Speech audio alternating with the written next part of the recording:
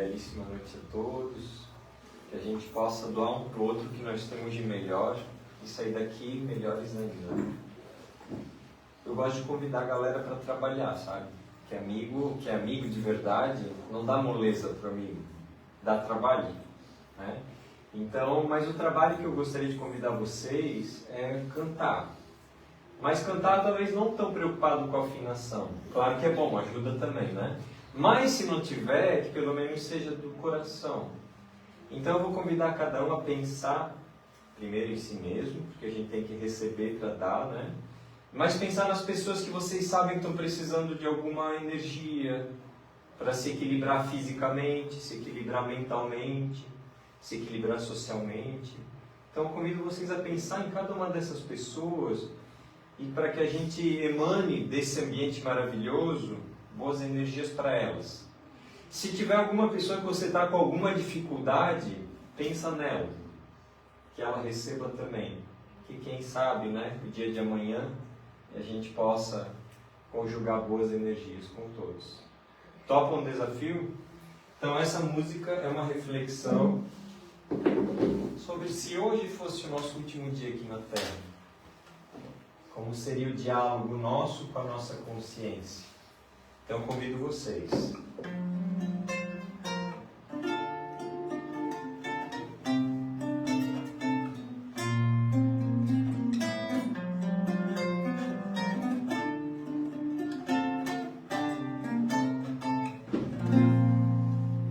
E se hoje for meu derradeiro dia na terra, a minha consciência indagarei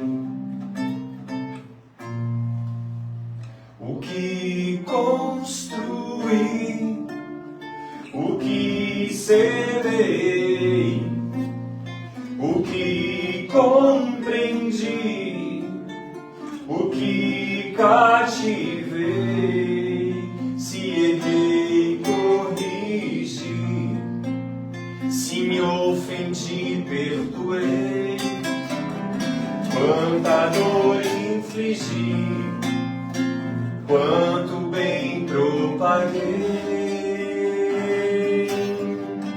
alimentei a tristeza ou espalhei alegria, um semblante carregado com um sorriso de terna energia.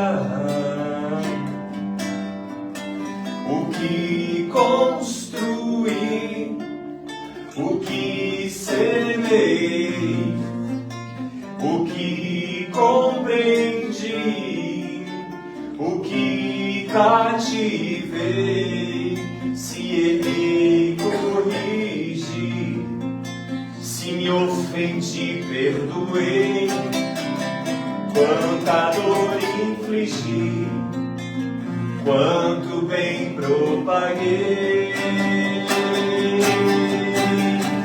Hoje é um momento para mim, focarei em cada ato, na lucidez, no agora. A beleza é a atenção na singeleza,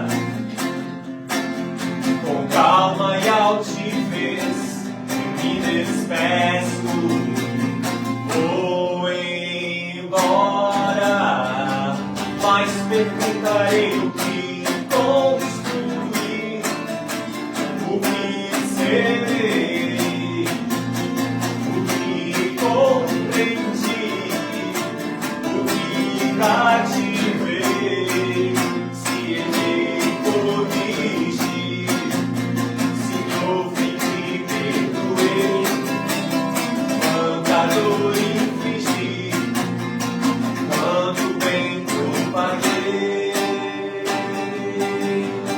O que construí, o que semeei, o que compreendi, o que cativei, cativei. Que bonito. Acho que está na hora de rolar o coral da Casa Espírita, hein? É? Estão preparados? E aí, deu de refletir? Se hoje fosse meu último dia aqui na Terra e eu iniciasse esse diálogo com a consciência, que é o que acontece o tempo inteiro, mas no momento da transição do mundo dos encarnados para o mundo dos desencarnados, é o fator mais poderoso, é o fator preponderante, esse diálogo consciencial. Será que a minha consciência diria, legal, missão cumprida? Seria isso para vocês? Talvez em alguns setores, sim, né? Mas em outros setores a consciência dizer, não, aí não rolou. Não é?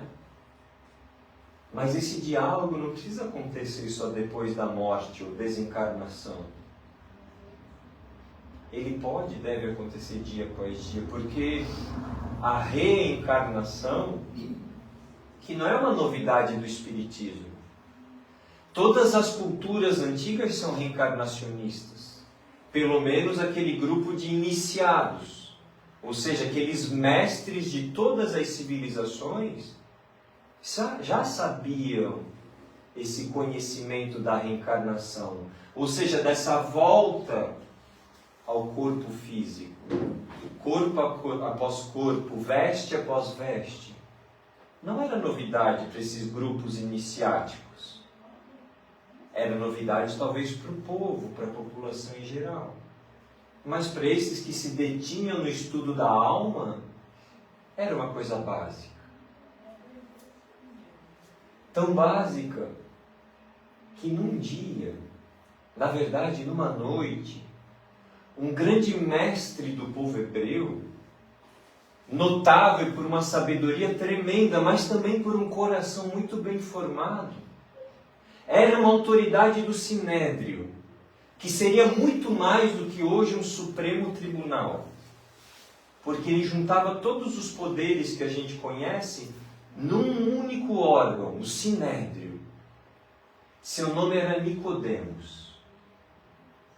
Contam seus biógrafos que ele era um dos homens mais influentes em toda Israel de 2000 anos atrás. Mas numa noite, onde o céu de Jerusalém estava estrelado, a brisa soprava fresca e o silêncio calava toda a multidão, Nicodemos, vamos assim dizer, poderoso aqui na terra, procura Jesus, numa casinha humilde de um amigo. Jesus, como sempre, acolhe o seu interlocutor. Jesus nunca combateu os pecadores. Ele combatia veementemente o mal, mas não aquele que faz o mal, porque ele conhecia a fragilidade humana. Sem dúvida, é o maior educador, o maior psicólogo, o maior médico de almas de todos os tempos. Então ele acolhe o Nicodemos. E esse doutor da lei, Nicodemos, rompe o silêncio dizendo, mestre, eu percebo, eu vejo, que tudo que tu fazes só pode vir de Deus.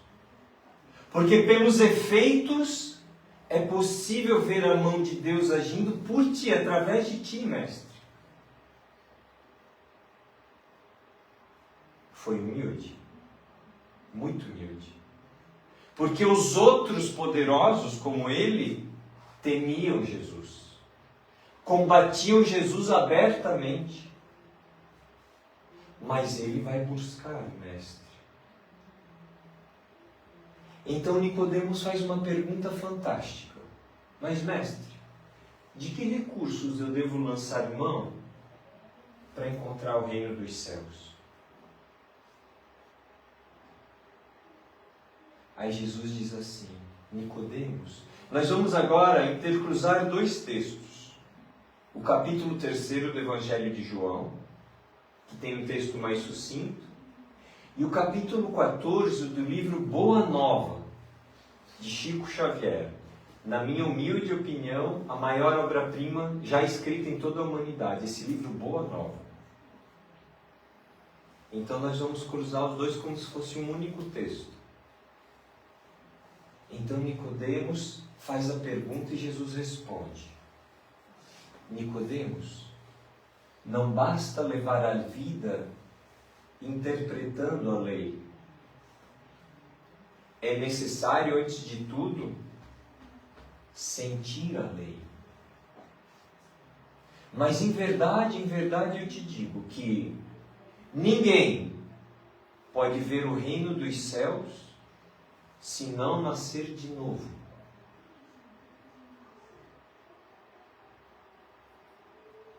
Pô, né? Aí uns vão dizer assim, não, mas o Evangelho de Jesus é todo repleto de parábolas, ou seja, de alegorias, de uma linguagem em sentido figurado e não em sentido literal. Nós podemos rebater tranquilamente isso dizendo, depende com quem você conversa, você escolhe um tom, né? Quando você vai conversar com uma criança, mesmo falando de algo sério, você vai falar na linguagem da criança. Se você fala com um amigo, você já fala direto. Se você pega dois juristas conversando sobre direito, eles vão usar a linguagem técnica e vão se entender. Se nós pegarmos dois médicos conversando sobre medicina, eles vão se entender tranquilamente usando termos técnicos, certo? O Nicodemos era alguém sem conhecimento? Era alguém simples? Todos os historiadores dizem, sem exceção, que era uma das mentes mais brilhantes de todo Israel. Então Jesus não precisava dosar, não precisava falar em parábolas, certo? Ele podia ir direto ao ponto. Então quando ele diz nascer de novo, ele não falou em sentido figurado. Ele falou literalmente, nascer de novo.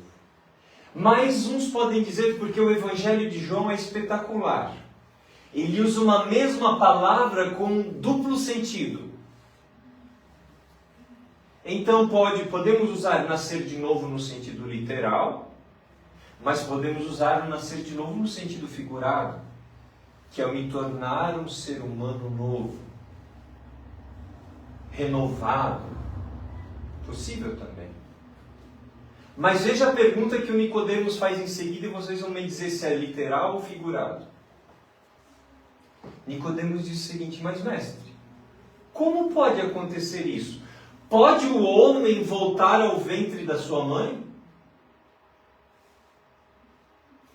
Deu de ver que ele entendeu, né? Não totalmente, talvez, mas pelo menos um pouco. Foi sentido figurado? Não, foi literal, voltar ao ventre de uma mãe. Aí Jesus diz assim, em verdade eu vos digo que é necessário nascer da água e do Espírito. O que é nascido da carne é carne, o que é nascido do Espírito é Espírito. O Espírito sopra onde quer. Bonito, né? Se você abrir o primeiro livro da Bíblia, Gênesis, ele vai dizer, no princípio. Aí antes de Deus criar qualquer coisa, nos 6 dias da criação, ou 6 períodos evolutivos, conforme Kardec explica no livro A Gênese, 6 grandes períodos de criação, não um dia de 24 horas, porque o dia de 24 horas, o Sol foi criado, o Sol e a Terra só no 4º dia da criação. Como é que você calcula 24 horas? Só lá no 4º dia dava de ter calculado. Então não era 24 horas, dias de 24 horas. Dias de períodos, de ciclos. 6 grandes ciclos de criação. Mas antes de criar o a Gênesis vai dizer assim: o Espírito de Deus pairava sobre as águas. Mas como, se ele não tinha criado água ainda? Hoje, o que é o simboliza a água para vocês? De que é formado o corpo humano, basicamente? Então, quando diz que o que é necessário nascer da água, é claro que ele está falando da vida biológica. Tanto que ele complementa a frase dizendo que é nascido da carne é carne. Carne é água. Espírito é espírito. Então é necessário angariar experiência com esses dois elementos se conjugando. Água, matéria, carne e espírito. Mas ele diz o que sopra onde quer o espírito, não é a carne. A carne não tem vontade. Aí a gente ouve erroneamente, a carne é fraca. Não, fraco é o espírito. A carne é carne, ela é imparcial, ela é neutra, ela não determina nada. Não, mas a genética. Graças às obras do Chico Xavier, a gente sabe que vem da alma ao corpo. E o corpo imprime inclusive a parte genética. Então sempre é da alma para o corpo. A carne não é fraca, ela é neutra. Mas o espírito às vezes é fraquinho, né? Bem fraquinho. Cede a qualquer tentação. Então a água é carne, espírito, espírito. Aí Nicodemos pergunta: mas mestre, como que isso acontece? Eu também perguntaria isso. Aí um mestre, ele sabe como deve dialogar com o discípulo, ele conhece o discípulo em profundidade. Não tem pessoas na vida de vocês, lembrem dos amigos de vocês, que às vezes você precisa ser doce com aquele amigo, né? Ele está precisando de uma doçura. Mas tem amigo, não tem amigo que precisa de um empurrão? Você vai, cara, acorda? Não tem? Jesus sabia exatamente o que fazer em cada caso. Porque ele era um educador de almas. Nicodemos precisava de um empurrão e não de passar a mão na cabeça. Aí Jesus diz assim: tu és mestre, tu és professor em Israel e ignoras essas coisas? Tu não entendes quando eu falo aqui das coisas da terra? Olha o que Jesus está falando, que a reencarnação é uma coisa básica. É da terra. O que será quando eu falar das coisas celestiais? Que assuntos são esses? Eu nem imagino. Mas deve ser um funcionamento profundo de uma supernova, de um buraco negro, do átomo. As coisas celestiais. Aí diz Humberto de Campos que Nicodemos se fecha, vai para casa pensativo, sem entender muita coisa. Aí eles vão dizer: não, o doutor de Israel não entendeu. Não entendeu. Não totalmente.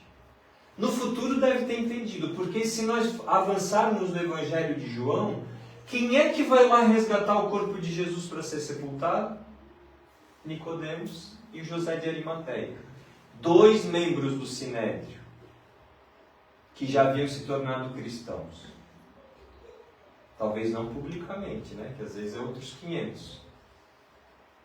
Mas se tornaram cristãos. Entenderam que Jesus era o Cristo. Aí o Nicodemos vai embora, agora a continuação está no livro Boa Nova. E tinha dois apóstolos ali presentes, André e Tiago. E eles ouvindo aquela conversa, e sabe a criança quando brilha o olho? Com um brinquedo novo, assim? Os dois ficaram assim: meu Deus, que negócio é esse? Aí lembrando, o doutor da lei saiu sem entender nada. Os dois eram pescadores. O doutor da lei não entendeu, 2 pescadores simples vão entender, será? Se a gente se habitua a ter uma visão aqui, essa visão é iludida. A visão real é na vertical, não é na horizontal. Isso aqui é temporário. Uma hora eu sou pescador, outra hora eu sou doutor, uma hora eu sou homem, outra hora eu sou mulher. A vida é assim, uma hora eu sou criança, outra hora eu sou adolescente, adulto, velho. Tudo é transitório numa encarnação. Tudo. Por isso, não é sábio perder oportunidades. Sabe o que mais dói? Quando eu ouço dos espíritas, não, nessa encarnação não vai dar tempo de eu fazer isso, eu vou deixar para a próxima. É uma das coisas que mais aperta o meu coração, ouvir essa frase. Nessa encarnação não dá, por que não? Não custa tentar um pouquinho mais?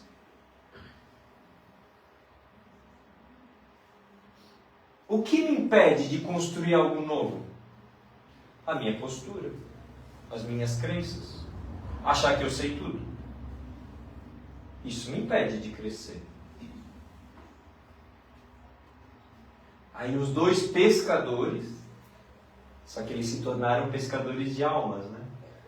Não de peixe. Se aproximam e perguntam, mestre, como é que se dá esse renascimento? Aí Jesus diz assim, vocês não veem que na natureza tudo é renascimento? Uma árvore não renasce depois de podada? Todo ciclo natural, pode ver, renascimento.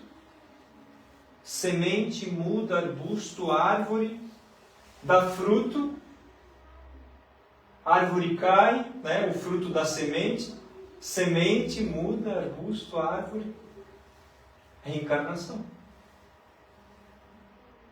Angariando experiência. Bagagem. É bagagem espiritual. Tudo na natureza é isso.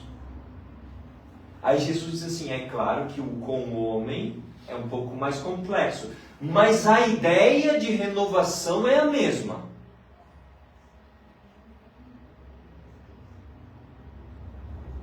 Aí os dois, muito espertos, dizem assim, mas mestre, se renascer é necessário, por que nós vemos no mundo jovens, belos, ricos e outros aleijados, cegos, pobres?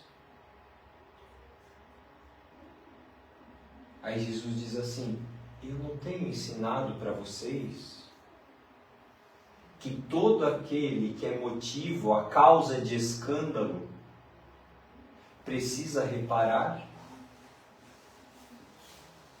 O escândalo é necessário, mas ai daquele por meio do qual vem o escândalo. Mas é necessário o escândalo. Aí olha a sacada deles. O Tiago fala assim para Jesus, mestre, mas se é assim, todo aquele que roubou precisa ser roubado. Todo aquele que assassinou precisa ser assassinado? Que sacada, né? De um pescador. Porque se eu me equivoco aqui, eu tenho que pagar? Será que é isso? Será que é isso que o karma das antigas tradições fala? Aí olha a sacada de um mestre. O mestre nunca entrega nada de bandeja. Pode perceber. Ele sempre deixa o aprendiz construir. Ele diz assim, Tiago, quanto ao processo de redenção, de reparação, o que diz a lei? A lei de Moisés. Jesus está se metendo. Ora, mestre, a lei também diz olho por olho, dente por dente. Aí Jesus diz assim, Tiago, tu estás procedendo igual a Nicodemos. Tu estás interpretando a lei, mas não estás sentindo a lei. O primeiro e maior mandamento da lei é: amarás o Senhor teu Deus de todo o teu coração, de toda a alma, com toda a força. O primeiro mandamento é de amor. Eu não vos tenho ensinado que o amor cobre uma multidão de pecados? É o amor que vai mostrar que nós somos irmãos, filhos de Deus.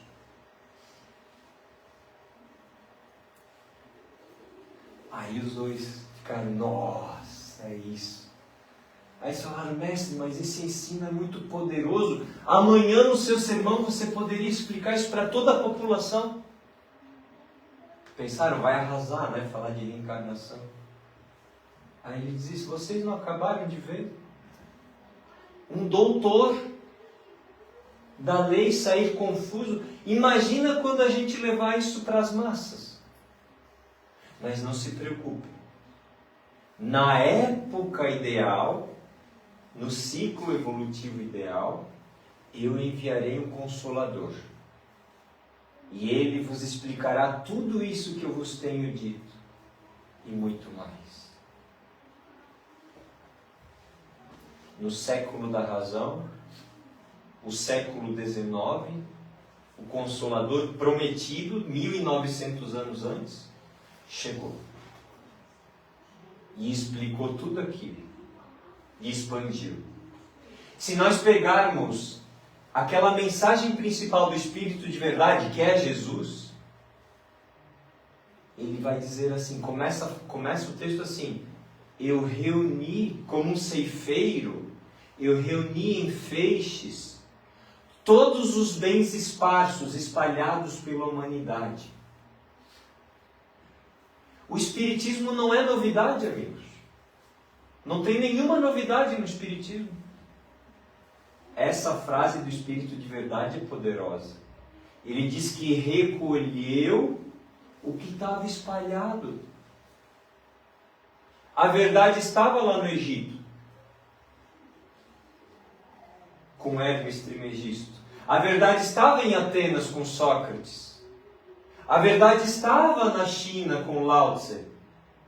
A verdade estava na Índia com Buda ou Krishna. Na Pérsia com Zoroastro. Sempre esteve entre nós. Mas apenas pequenos grupos chegavam nesse conteúdo profundo. E aí vem o Espiritismo e pega os bens espalhados e reúne num lugar só. Tem coisas mais profundas do que estão escritas ali? Sem dúvida. Estamos preparados para acessá-la? Eu acredito que não.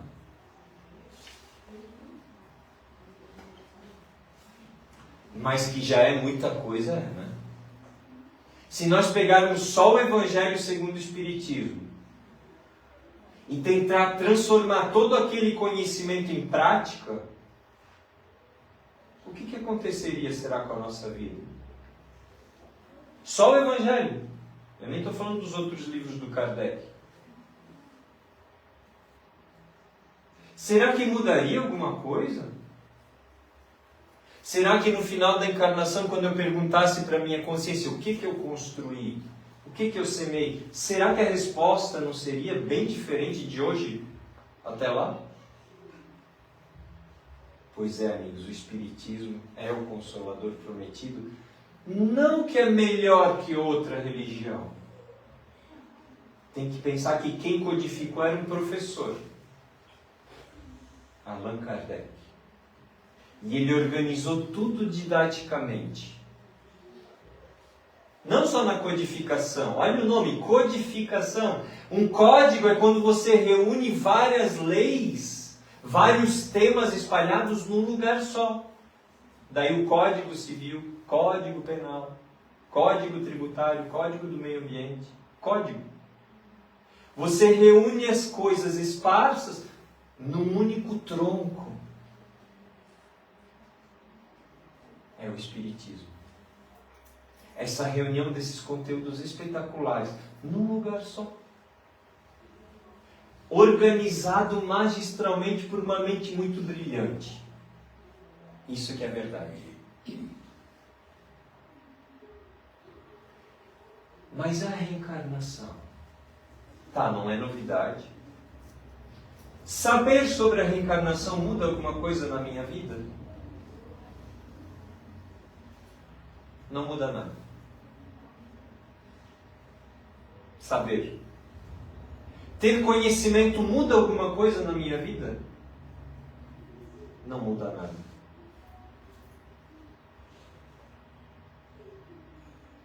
Colocar o conhecimento em prática, que podemos dizer que é sabedoria, muda tudo. Não é difícil dar um belo discurso. É só estudar. A gente se dedica um pouco e dá um belo de um discurso.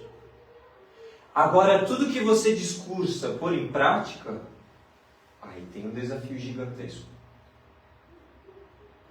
Porque, pensem bem, cada um aqui reencarnou com alguns talentos, com um pacote de talentos, não é?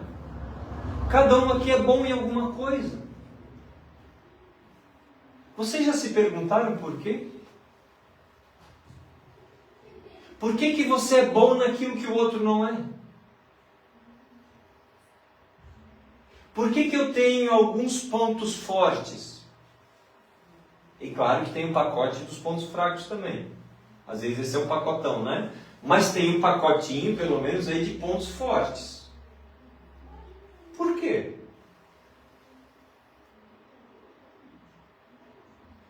Será que é para a nossa vida ser uniforme? Seria automatizada, seria robotizada. Então não é para isso.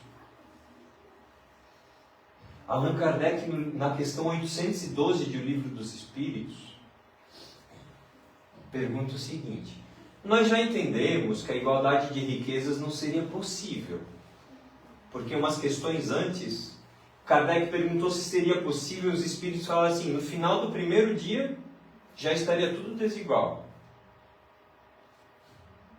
Igualdade de posses materiais, né? Aí Kardec pergunta assim, mas a igualdade de bem-estar é possível para a humanidade? Que pergunta genial, né? Para mim, as coisas mais fortes do Livro dos Espíritos são as perguntas, não são as respostas. As respostas eu até acho meio óbvias às vezes. Mas a pergunta, você vê que vem de um raciocínio filosófico poderoso e sai naquela pergunta. Aí quando a resposta não é tão completa, o que o Kardec faz?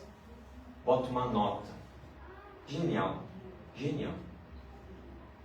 O Livro dos Espíritos é espetacular porque tem perguntas geniais, respostas geniais e notas espetaculares. É um livro de filosofia profunda. E ele perguntou isso. É possível bem-estar para todo mundo? Aí os Espíritos dizem sim. Quando cada um gastar o seu tempo no que lhe apraz. As diferenças de aptidão demonstram que é o caminho.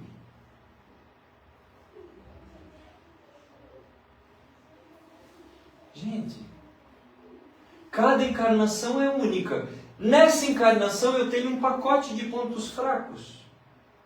Agora a questão é assim, o que me apraz? O que eu tenho prazer? É o prazer do ego ou o prazer da alma? Porque o prazer do ego é temporário. Passa. E quando acaba, dói.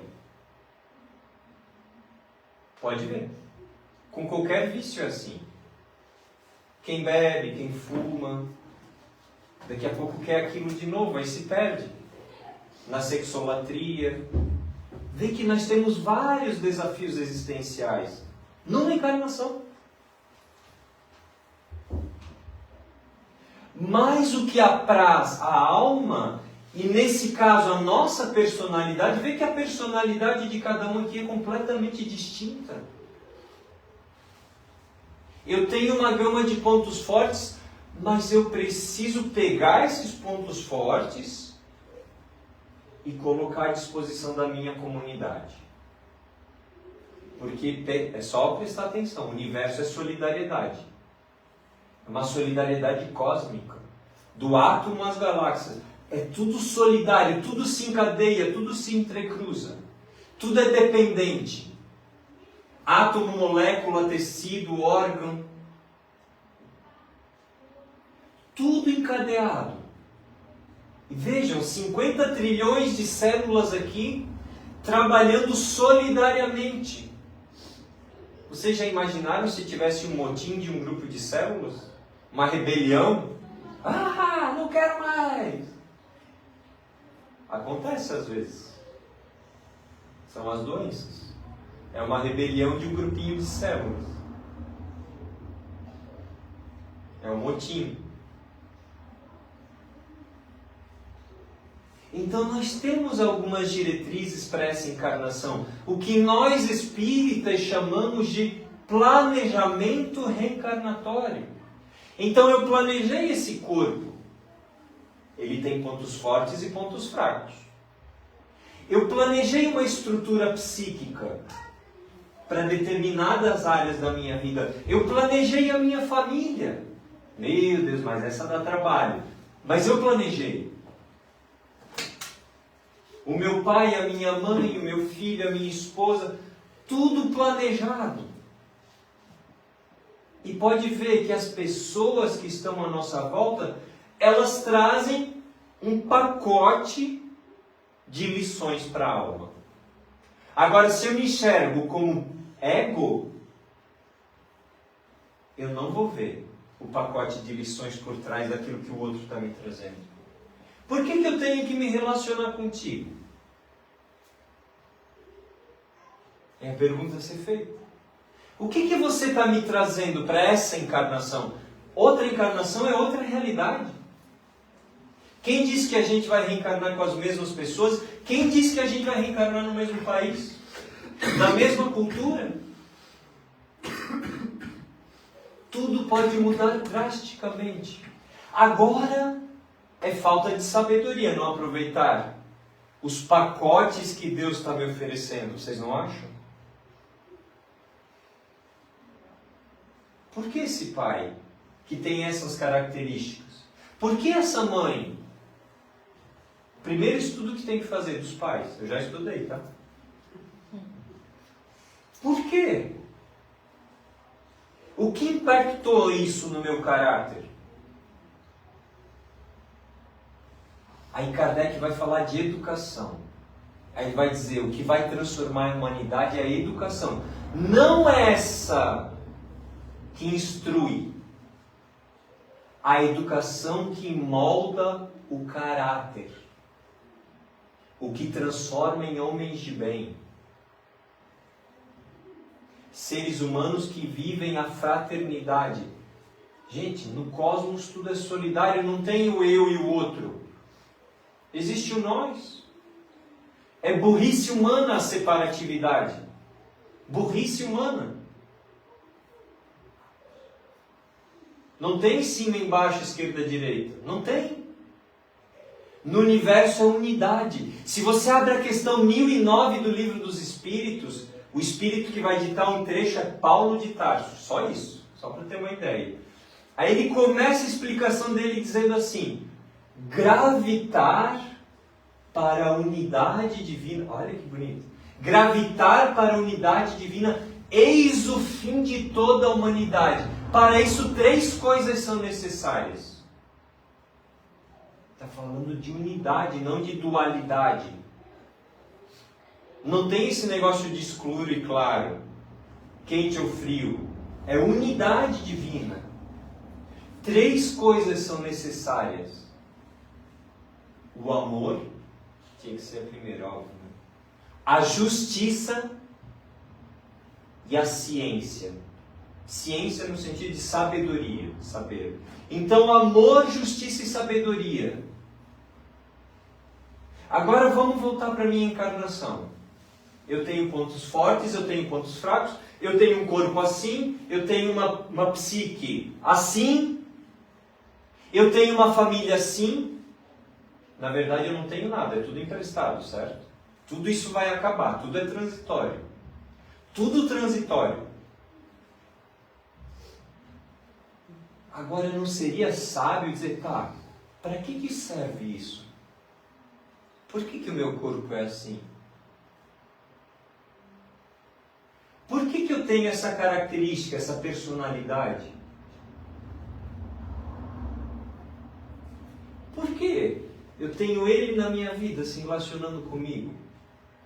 Por que ele lá é meu amigo? Por que a minha esposa, o meu marido tem essas características tão marcantes para mim? E às vezes me tiram do sério, né? Principalmente as mulheres têm do que reclamar, né? Porque nós, homens, não somos fáceis às vezes, né? Por quê?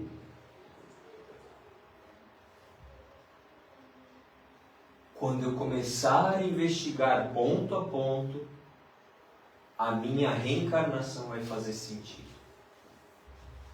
Quando eu encontrar o meu propósito com base nos meus pontos fortes, a minha reencarnação vai fazer sentido. De todos os nossos estudos sobre planejamento reencarnatório, nós constatamos que quando há um desvio do meu planejamento reencarnatório, ou seja, quando eu não estou usando aqueles talentos que Deus me emprestou nessa encarnação, existe um enfraquecimento da vontade. Se a tua vontade está enfraquecida, é hora de se ligar o alerta e parar e observar o que está acontecendo. Porque está havendo um desvio. É um enfraquecimento da vontade. Então eu tenho alguns propósitos. Vocês lembram dos propósitos de vocês nessa vida? Já fizeram uma lista? Já tentaram fazer uma lista dos propósitos? Não fizeram? Tarefa da semana, lista dos propósitos. A gente fez na casa, lá no escritório. Tem que pegar. Aí, agora vai para a pergunta 2. Tá, primeiro ponto, eu faço minha lista de propósitos dessa encarnação. Vou dar uma dica, faz propósitos para a tua alma. Porque todo o resto é temporário. Até a família é temporário, gente. É tudo temporário aqui na Terra. Agora, não é sabedoria me apegar a coisas temporárias, certo? Porque é temporário. Passa. Então, o apego ao que é temporário, ao que é transitório, gera dor. Sofre. O apego ao transitório é sofrimento. Ah, mas quer dizer que eu não tenho que tratar bem todo mundo? Exatamente o contrário.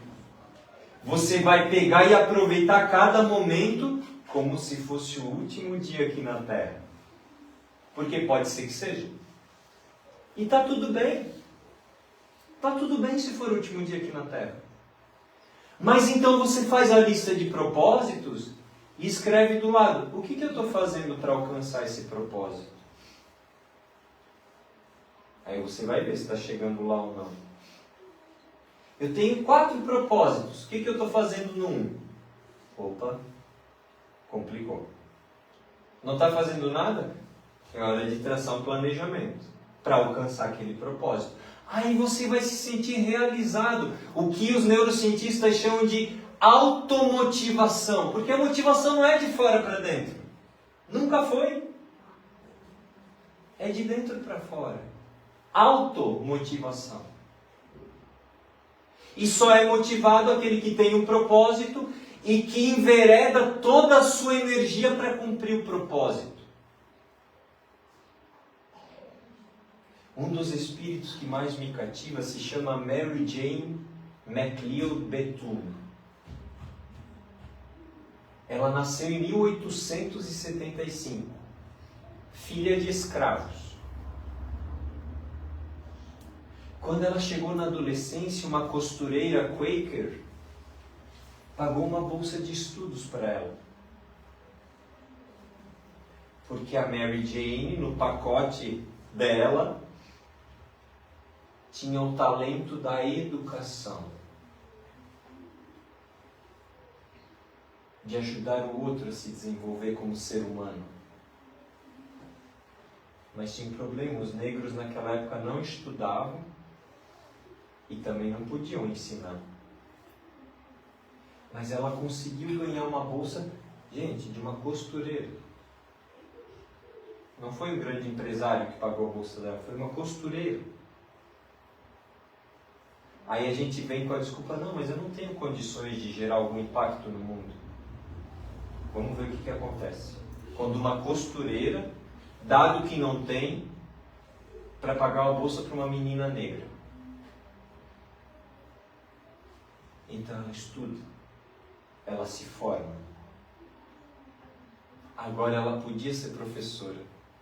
Uma negra professora nos Estados Unidos da América, no século passado, no início do século. Aqui a segregação racial ainda existe, mas lá é muito pior do que aqui. Imagina lá no início do século passado. Ela queria dar aula, mas para quem? Não tinha escola que aceitasse como professora. Ela vai ali no lixão da cidade, levanta 3 caixas de cebola de madeira e começa a educar 3 descendentes de escravos também. 3 crianças negras.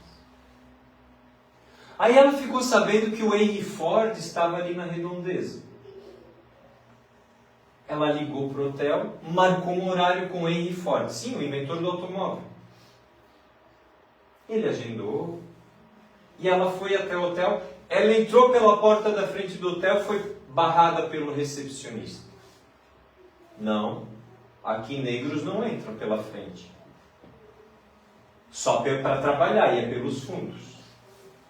Pode dar meia volta. Podia ter desistido, né? De saia e salto alto, subiu 9 andares do prédio pela escada de incêndios. Bateu no apartamento do Mr. Ford, foi atendida pelo mordomo negro. Ele olhou para ela, o que você está fazendo aqui? Que atrevimento! E ela falou, eu tenho uma entrevista com o Sr. Ford. Mas o Sr. Ford não pode atender negros aqui. Aí ela levanta a voz. Eu tenho uma entrevista com o Mr. Ford. Eu liguei e marquei um horário. O Sr. Ford ouviu aquela gritaria no lado. Ah, sim, entre, Mary Jane. E ela entra. Aí ele agora leva um baque. O quê? Uma negra? Aí ela diz, não totalmente. Garanto para o senhor que o senhor nunca viu dentes tão brancos como os meus. E ele adorou aquele ser humano, que estava acima de qualquer mesquinharia de cor, de crença. Henry Ford também era reencarnacionista. E ele era um humanitário. E então ela narra para ele um projeto de uma escola, que os negros também poderiam estudar. E ele topa. Agora eles descem pelo elevador, passam pelo recepcionista que havia barrado ela. Ela faz questão de dar o braço para o Sr. Ford. E eles saem, entram no carro dele, da época, conversível, né? E desfilam pela cidade de Osmond. Era um choque cultural total, dos dois. E chegam no lixão. E ele diz, então, onde é que está a sua escola? Está ali. Mas ali é um lixão. Ah, é que eu me esqueço dos detalhes. Eu quero que com o seu dinheiro o senhor tire a escola daqui e coloque ali. E ele deu na ocasião $20.000. Hoje não parece tanto, mas na época equivalia a milhões de hoje. Ela não abriu uma escola. Ela abriu uma rede em todo o país. E até a desencarnação dela, nos anos 50, ela foi responsável pela educação de milhões, não milhares, milhões de afrodescendentes. Será que a história parou aí? Um dia ela teve uma crise de apendicite, num dos estados do sul dos Estados Unidos, onde a segregação racial era pior ainda. E ela foi internada rapidamente, já estava na mesa de cirurgia. Os médicos chegaram e... O quê? Operaram uma negra? Viraram as costas e foram embora. Com o apêndice pronto a romper. Ela só colocou a mão, olhou para a janela e teve aquele papo com Deus, sabe? O Senhor talvez esteja de brincadeira comigo. Mas eu te prometo, Pai, que se eu sair daqui hoje, mais ninguém nos Estados Unidos da América vai morrer de apendicite pelo crime de ser negro. Não se sabe como, ela saiu caminhando do hospital. Sabe o que ela fez? Abriu uma faculdade de medicina. Agora os negros também podiam ser médicos. E ela foi crescendo como educadora, se tornou conselheira do presidente Franklin Roosevelt, se tornou conselheira da ONU, se tornou conselheira da Unesco. No mundo inteiro eles queriam vir uma negra que lutava pela educação, que lutava pelos direitos civis.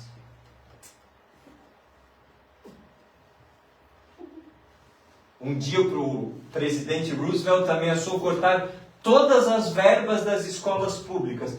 Porque, sabe, guerra é mais importante que educação, né?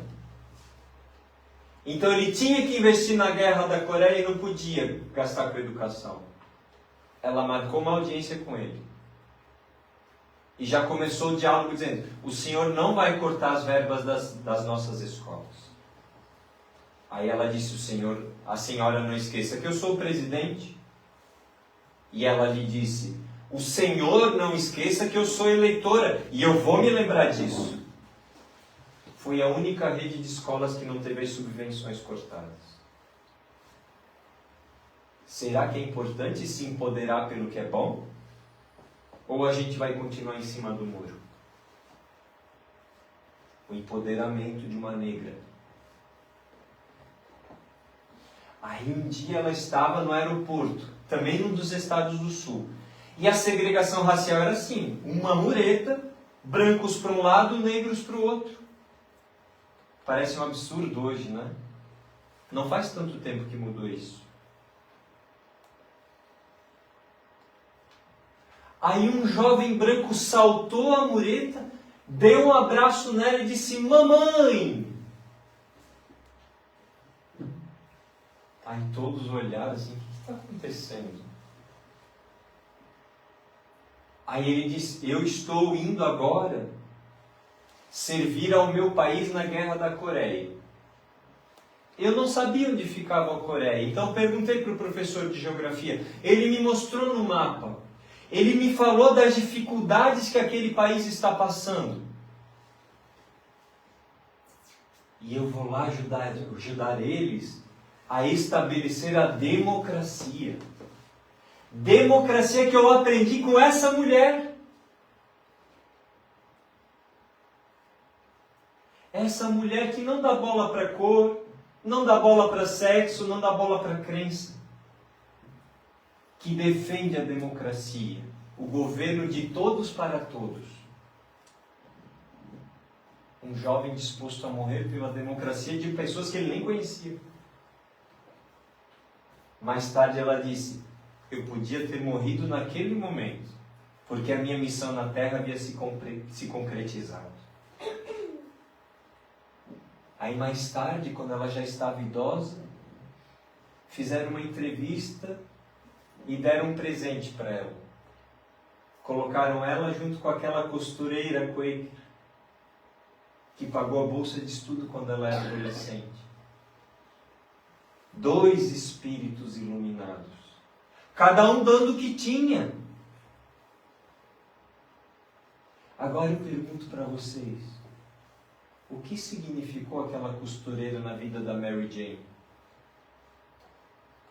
Mas o que significou aquela costureira na vida dos afrodescendentes dos Estados Unidos da América? Não faz muito tempo eles tiveram um presidente com a pele escura. Se não fosse Mary Jane, isso não poderia ter acontecido. Será que a gente pode causar algum impacto aqui no planeta Terra? Olha o que uma costureira fez. Então que aprendamos a listar os nossos propósitos e nunca perdê-los de vista. E sempre estar avaliando, será que eu estou chegando? Porque, amigos, e se hoje for o meu derradeiro dia aqui na Terra, o que a consciência vai responder? É a nossa reflexão de hoje. Nós me pediram para fazer a prece final, aí eu sugeri usar uma música. Pode ser? E aí vamos também nos tornar receptivos de corpo e mente para receber o passe, que vai ser aplicado o passe durante a música. Então, para receber essas boas energias da espiritualidade, mas, como dizia Francisco de Assis, é dando que se recebe. Então a gente também doa para quem está precisando lá fora, tá bom? Vamos ver que... já sei que música vai ser. Essa aí. Fiquem à vontade para cantar junto. Mas lembrando de ficar receptivo, porque você merece receber boas energias. Às vezes a gente acha que não merece, né? A gente merece.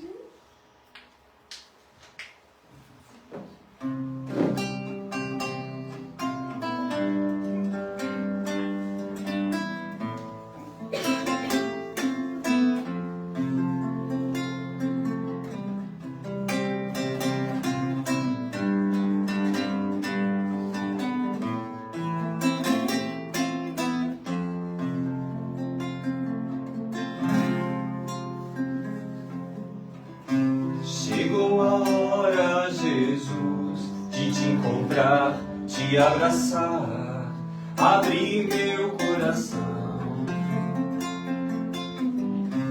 dissipa as trevas da estrada. Se eu cair, estende a mão, tu és salvação. Jesus, salvação. Quantos passos andei, quantos eu evitei, qual é a direção? Quantos versos falei, quantos silenciei, e qual era o teu?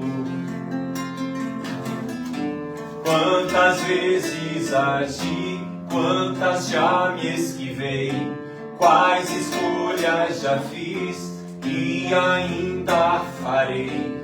Busco, mestre, uma luz, uma ponte para Deus. Vem a mim, vem Jesus, eu me entrego, sou teu.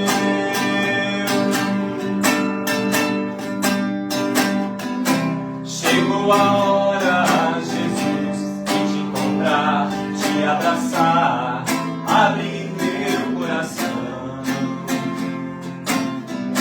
Dissipa as trevas da estrada, se eu cair, estende a mão, tu és salvação. Chegou a hora, Jesus, de te encontrar, te abraçar, abrir meu coração. Dissipa as trevas da estrada, se eu cair, estende a mão, tu és salvação. Jesus, salvação. Quantos passos andei, quantos eu evitei, qual é a direção? Quantos versos falei, quantos silenciei, e qual era o teu?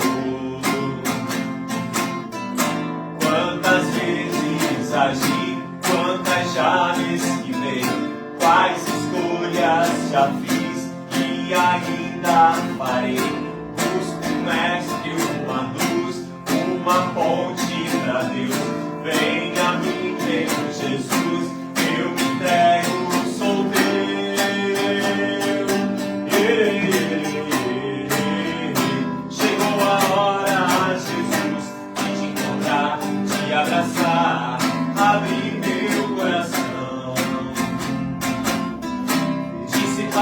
trevas da estrada, se eu cair, estende a mão, tu és salvação.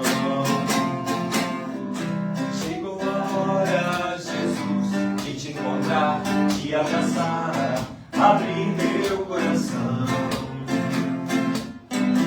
Dissipa as trevas da estrada, se eu cair, estende a mão, tu és salvação.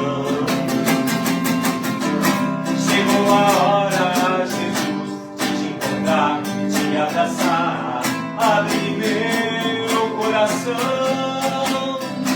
Dissipa as trevas da estrada, se eu cair, estende a mão, tu és salvação.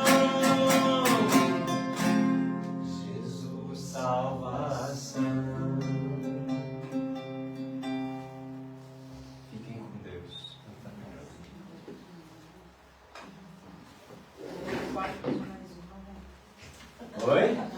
Não pode pedir mais um rei.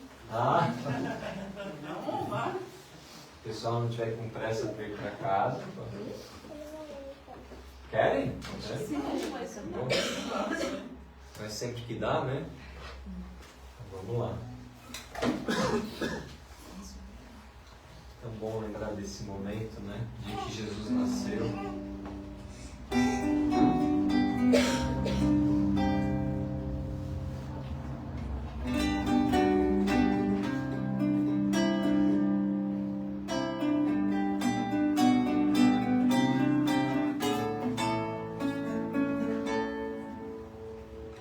Noite em luz,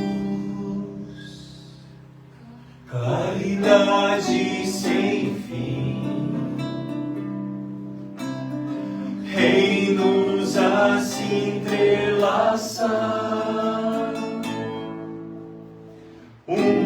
astro rei, a buscar-lhe 3 reis. Eis o farol, nasce o rei, Gabriel, Maria, José, boa nova, roteiro de amor, manjedoura, humildade a elegir, Jesus, salvação, Rei Davi. Salvação, Rei Davi. Filho de Davi, gerações te esperaram, Senhor. Messias, o Cristo, governador, carta viva nas trevas.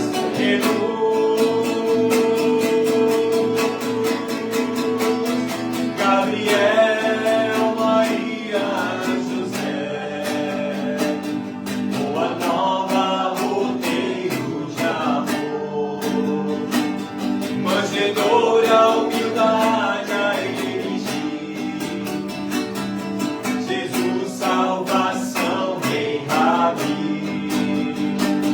Gabriel, Maria, José, boa nova, roteiro de amor, manjedoura, humildade a erigir, Jesus, salvação, Rei Davi. Jesus, salvação, Rei Davi. Jesus, salvação, Rei Davi.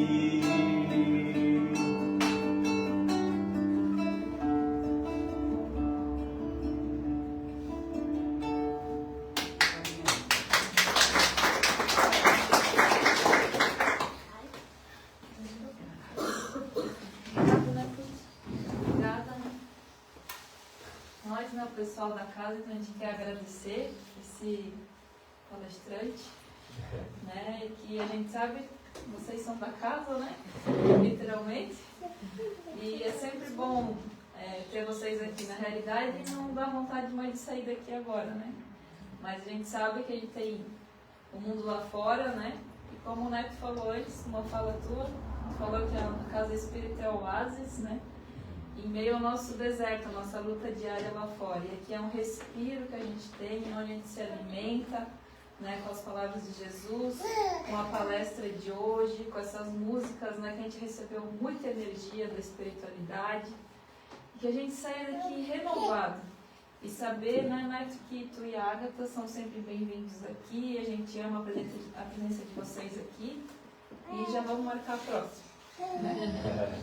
Bom, então uma boa noite a todos. Pessoal, quem precisar, quiser, né, do passe individual também, tem a nossa salinha aqui ao lado, tá bom? Muito obrigada, uma boa noite a todos. Começamos com a equipe nova hoje. A equipe do passe.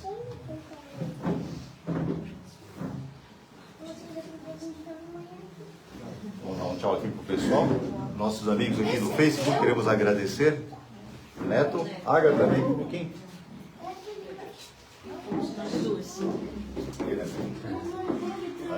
A Ágata, o Neto, que nos abrilhantaram a nossa noite, né? Vamos maior e vou a todos vocês também que nos acompanharam nesse momento, que já nos conhecem há bastante tempo, desde o programa Aldeia Felicidade, né? E hoje na Casa Espírita Caminho de Luz de Rodeio, junto com o Neto e a Ágata, da Grupo Espírita Lar de Jesus, lá de Balneário Pissarras, e a equipe da Ubuntu Vila Educacional. Vale a pena conhecer. Programa, faça uma visita lá na Ubuntu. Beijo grande. Maior do que a tua. Essa curtinha, né? Que vai